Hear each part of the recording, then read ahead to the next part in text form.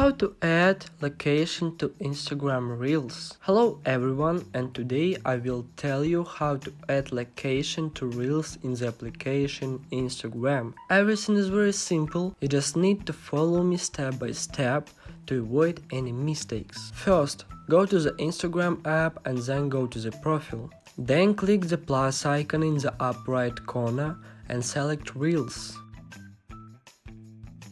Then create a new Reels.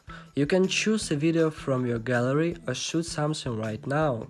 After you have created Reels, click the next option and then you can add stickers, music or something to write directly on your Reels. Next, click again on the next option and in this step you can write something and edit your Reels. And then just flip your finger down the screen and select the location option, and you can now quietly enter the location you want.